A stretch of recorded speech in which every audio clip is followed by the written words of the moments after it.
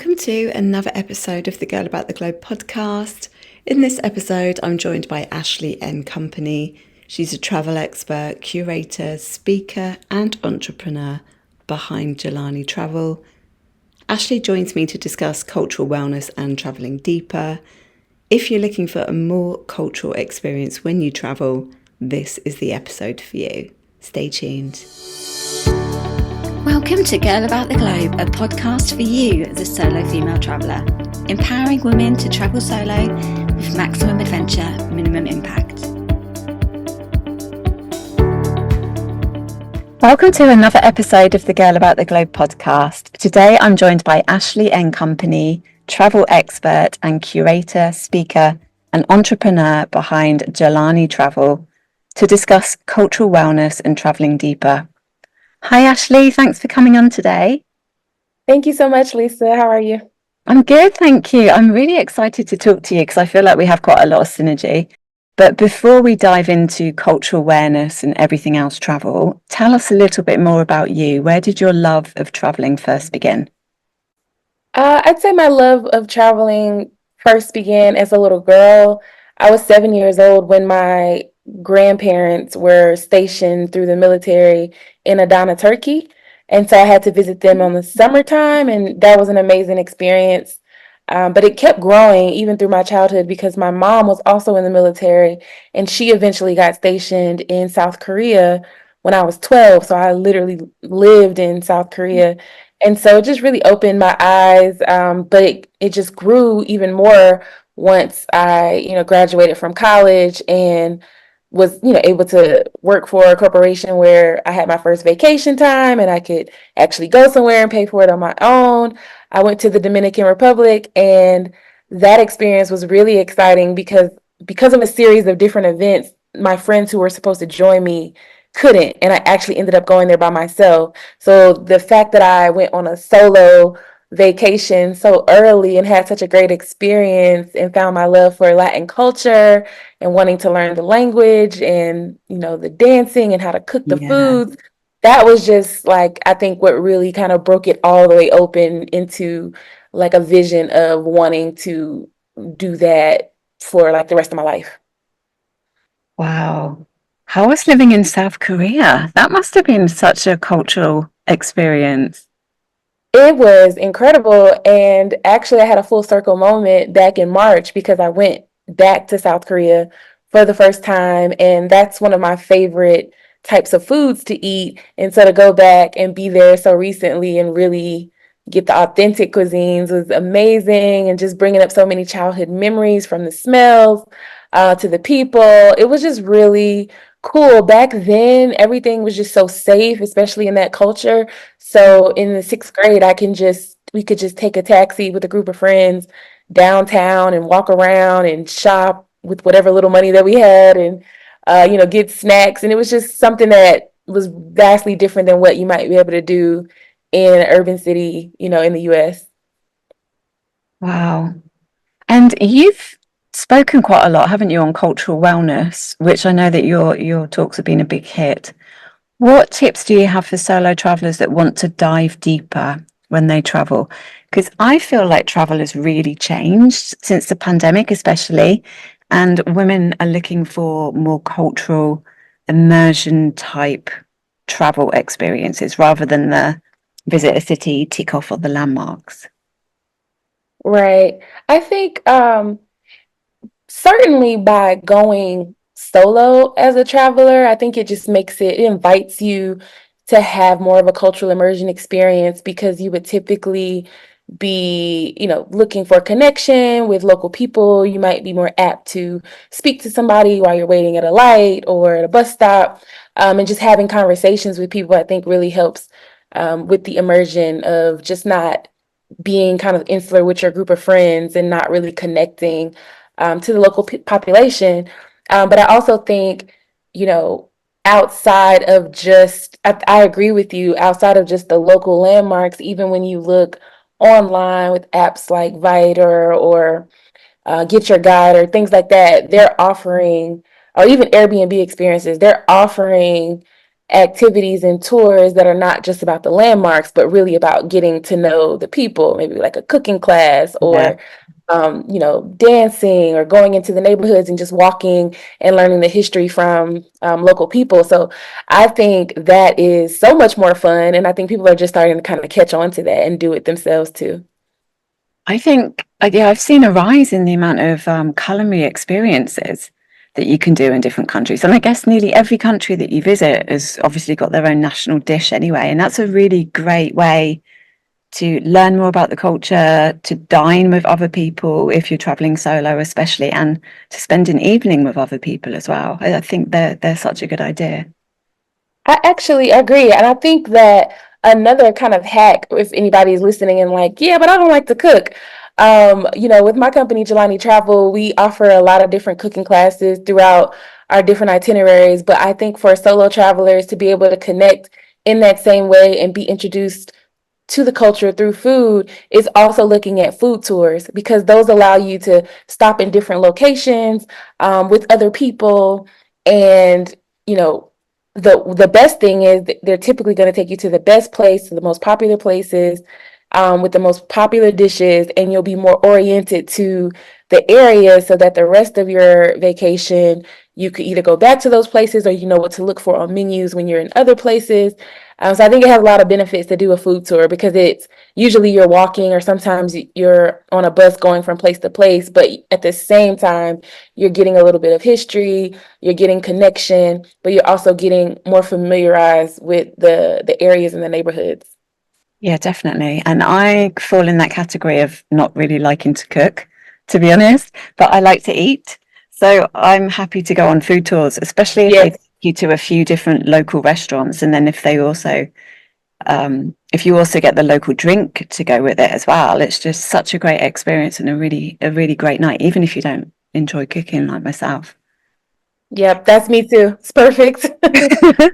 So you and your company, you offer cultural immersion trips to Africa. Why do you feel it's important to experience the culture when you travel? I think to miss out on culture would be um, such a huge missed opportunity, because that is in essence all that we are. Like, the people make up any location. It's Yeah, not just the landmark, it's the why, it's the story, it's the experience, it's the inspiration. So I just think to not want to observe and integrate into someone's way of life, culture really makes up so many things, from music, art, food, religion, just literally your way of life. To miss out on that is like, did you just stay in your hotel room and that's it? Maybe you just needed some rest, sure, but eventually you would need to go out, and what you would be experiencing out there would be the culture. So yeah, I think that's a huge, it's a huge thing to do, and a huge part of travel. But I also think it gives so much back to you. It enriches your life, because you're learning more of the world around you and how you connect to it. It can help you embrace diversity. It can also help you celebrate differences and also similarities that you might find. exactly. So yeah, I think culture is really something that is important into, not, it's actually the way of life of a people, but it's also important just to our own way of life and elevating our own lives. Is that what was the reason behind you starting your nonprofit? And it's been going for 10 years, hasn't it? Yeah. We're Congratulations. actually in year 11 now. Wow. What made you decide to start your own foundation? I travel. So, after I finished the solo experience I had when I first started working in corporate America, wasn't that long after I decided to leave, because I kind of got the real travel bug and truly inspired on what I felt like was next for my life. And my plan was to go take a gap year, go back to business school with the great leadership experience I had from corporate America, and let them teach me how to run a nonprofit. But what happened during that gap year is, the year before I left Pepsi, I started teaching myself Spanish. And when I left, I was a solo backpacking traveler through all of Central America and all of South America. Amazing. And thank you. It was so incredible. And doing that at 25 as, a solo woman traveler and a Black woman, it was just something that a lot of people in my community just had never heard of. And so at the end of that experience, I also then went to Kenya. And by the time I got through with that year, I had been so transformed, so personally and professionally transformed, that I realized I wasn't going to go to grad school for them to teach me how to start it. I was going to just start it right away, because I saw a lot of need, Mm. and I just became so passionate about wanting people, especially people of color and Black people who weren't usually exposed to these type of experiences, to have them. I think American culture in general, we don't travel as much as a lot of other people do, but even within the American subcultures with African Americans, it just felt really inaccessible. And so I wanted to create a nonprofit to support young people to have those experiences. And then what happened was 2 years later, so I had so many people trying to be chaperones for these youth experiences, that I saw a business opportunity to actually start a company specifically for adults to have travel experiences, that I would use the profits from that to support my nonprofit. So the Jelani brand in general has been for 10 years. It started as a nonprofit, but it morphed into also a for-profit company. And we go to over 23 destinations in Africa. And since the pandemic, we actually expanded outside of Africa to a few places in Asia, Europe, and South America and the Caribbean. Wow. How do you juggle it all? Because I know you're on the road at the moment. How do you personally juggle your own travel, a travel company, non-profit, everything else? Yeah, it actually has been a lot. One of the things that I learned as a business owner is, and that I probably should have done a little differently, is I was essentially running two full-fledged business, even though one was called a nonprofit and the other one wasn't, where I had to manage a full board, and it was just a lot. And when the pandemic happened, it really shifted our model and what we do. So in the beginning, I was raising money and taking teenage girls over to Africa. So paying for those expensive flights and the lodging and the insurance and all of these things. And then once the pandemic happened, I realized we weren't able to sustain that way, but we wanted to keep the mission going, which was still planting seeds for young people to become global citizens of the world and really appreciate the world around them and how they can be the change they want to see. And we know that one thing that you have to have is a passport, and that's like your access and your tool to get you to the next level. And so we now sponsor passports for young people in need, and usually at historically Black colleges and universities, where they have study abroad opportunities, but they think, I don't even have a passport, so I know this is not something that I could do. And we want to kind of encourage them and remove that doubt by at least giving them the first step, which is a passport. So any person, no matter who they are or where they come from, if they join a Jelani Travel experience, or they have their own custom experience that we curate for them, everybody on that trip will automatically sponsor the fees for a U.S. passport for a young person in the States who could use it, who could benefit from it. And so that's what our nonprofit does now. And because of that, it's not as taxing. So I'm able to do it just by being a grantor and sending funds to people who need it. So it's not as taxing. And I focus all of my energy on Jelani Travel.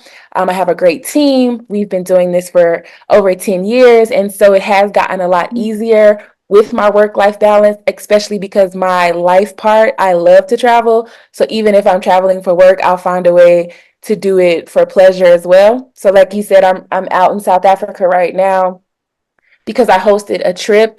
I actually only go on one trip a year. We have an ambassador program and just team members all throughout the world, but especially in Africa, who will make sure everybody has a great experience to my standard. And but there's one trip a year that I like to go on, and so I'm actually here now. And actually, that group just left, and so I'm actually relaxing and having a good time. Oh, fantastic. I read a statistic a while ago that said that less than 40% of Americans have a passport. It's true. So it's great that you are like spearheading initiatives to help give young adults passports, especially because it sounds like that year or longer that you took off going to Central America, South America, Kenya was really a transformational trip for you and made you realize that you didn't need to go back and study and you just wanted to do what you wanted to do and go ahead and do it. Yeah, it changed my life. And Hmm. so now it seems like you're also giving that opportunity to young people to let them feel the power of the transformation of travel as well.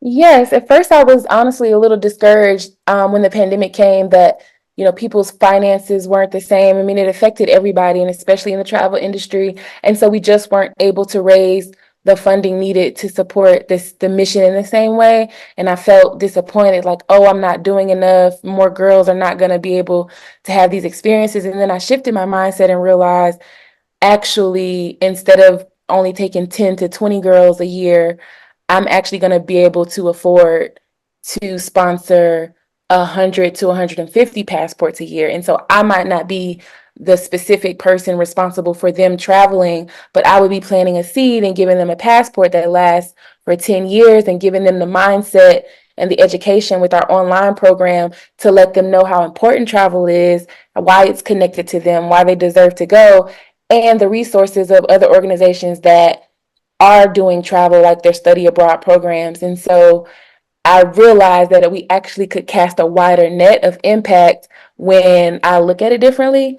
And so Mm, I'm really happy with what we were able to do with Jelani Gives on the nonprofit side. But I also had a mindset shift with what I was doing for the adults, for the Jelani Travel for-profit business.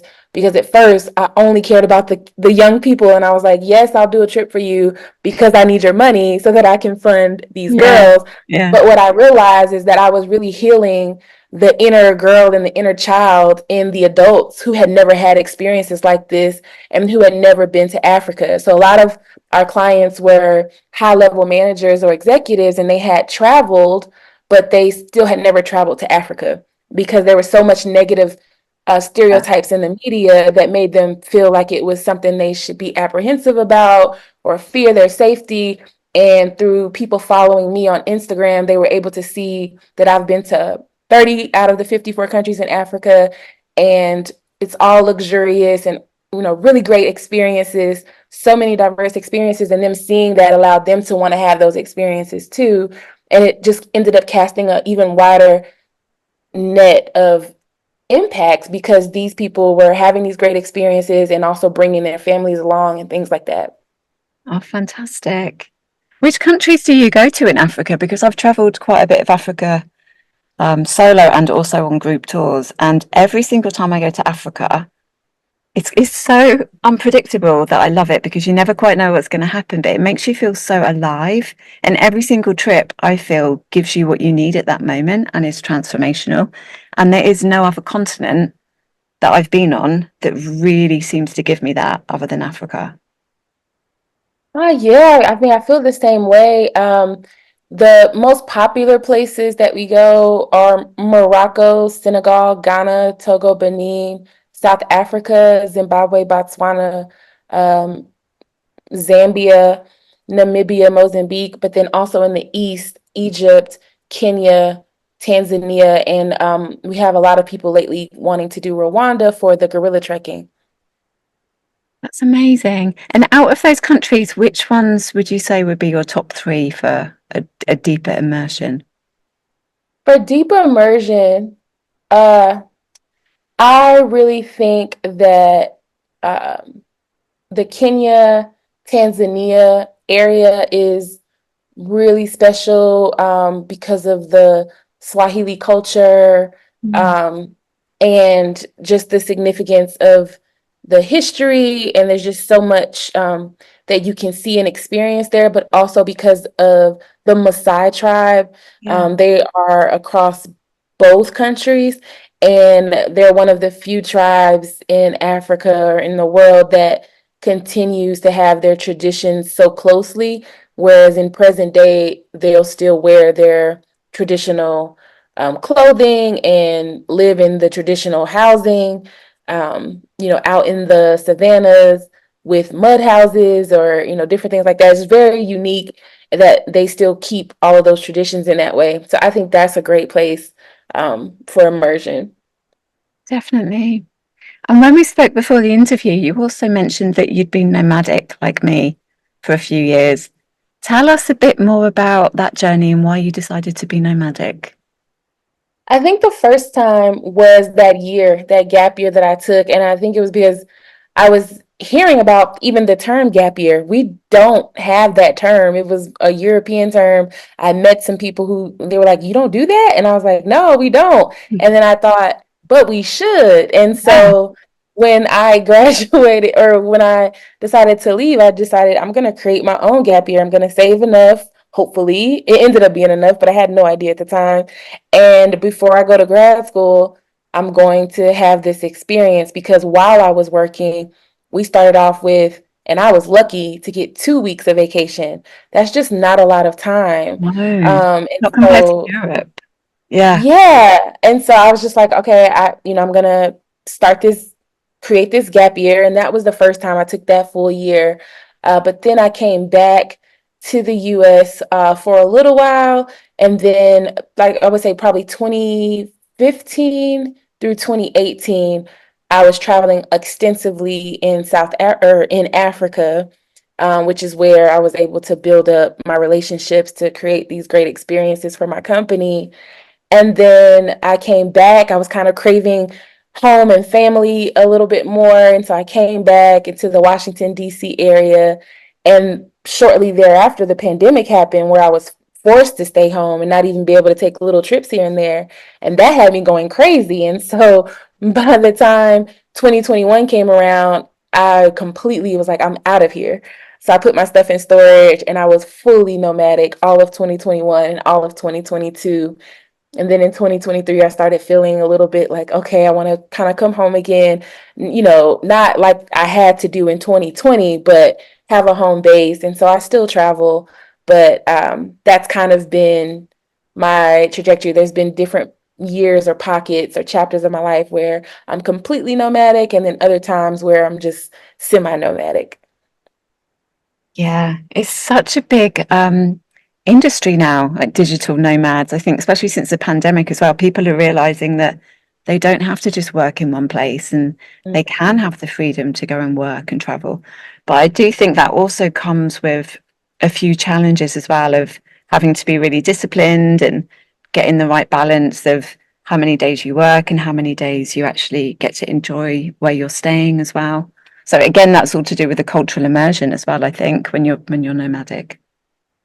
Oh, 100%. Because you really have to and I've struggled with this. I think I'm just starting to get better with it, but structure in general, Yeah. especially if you're like solopreneur, if you are working for a company, then their hours are their hours, and then you have to train yourself depending on the time zone and your body and being up and everything. But if you're a solopreneur, you have to take an extra step to manage your structure and make sure that you're getting what you need to get done in a timely manner. So it's not as glamorous as it may seem, but it is still a really wonderful opportunity that I wouldn't trade. Yeah. How do you choose the countries for people to travel to? Do you end up going to the country and visiting it and then meeting the people on the ground and think this is a really great experience for people to have and I want to add it as a new destination? That's 100% Oh, what I do. I've been to over 100 countries, that's and amazing. thank Honestly, you. And especially coming from America, that's amazing. yeah, I just don't take the American approach. I'm like, I'm out of here. There's just so much of the world to see. And I think it's to your first question, as a young child being exposed so early, I always knew that there was more out there. And so I've just always been keen to see it. And people were following me, and it just turned into everybody wanted me to, support them with their experiences. And I really love doing that. And so when I choose a new place, it's because not only did I have a good experience, but I'm looking through the lens of my target demographic and thinking how they could have a good experience. And there's some places I'm like, this was just an okay experience that I had, but I know that if I do this, or if I bring in this, or if I meet these people and I go seek them out, I can curate a better experience. And so that's usually the lens that I'm thinking through. I really like to have a full sensory experience where you're, really elevating all five of your senses when you're on the vacation, because that's what happened to me when I went to Kenya. I was invited by a family who was very well connected, and so they had us moving through all parts of the country, all different socioeconomic backgrounds, from the richest to the poorest. And so I felt like I saw so much, I experienced so much. I felt like I was welcome into people's homes, and I want people on my trips to have those similar experiences. So it became very important for me to not just take a travel agent model and sign them up for a hotel that has good reviews and, book them a flight. I wanted to really deep dive and curate their experiences so that it's transformational. I wanted to create the same transformation that I had. And so building relationships and building rapport in each place, knowing what they're going to expect, having seen and felt and touched it myself, that's really important to me. And so I guess that's the reason why we can't go necessarily to all 100 countries that I've been to, or over 100 countries, but I really take the time to build those relationships in those places. Why do you believe travel can be transformational? Well, because I saw it firsthand. It completely changed my life, my outlook. I come from a family who, had my grandmother had my mom at 15, and so she used the military as a way to get a stable career and to help support her children. And it just so happened that that particular job allowed them to travel. And then my mom had me at 19, and she used the military for the same reason. And when it came to me, I was the first one to go to college in my family, and I was the first one to be able to choose travel, not just because of a job, but because it's something that all humans should be able to do. We should be able Yeah, to connect with other humans all across the planet. And I got to choose that from a place of privilege and luxury and ease, because they had kind of set it up for me in that way. And so I feel like travel changed my life because I could have continued that same cycle, but they were able to show me something different because of the careers that they chose that allowed for travel. And so I just think at an early age, travel changed my trajectory because of the matriarchs in my family chose a career path that would just give me a different outlook. And then it continued to change my life as I, chose to I didn't choose to travel on that solo trip by myself, but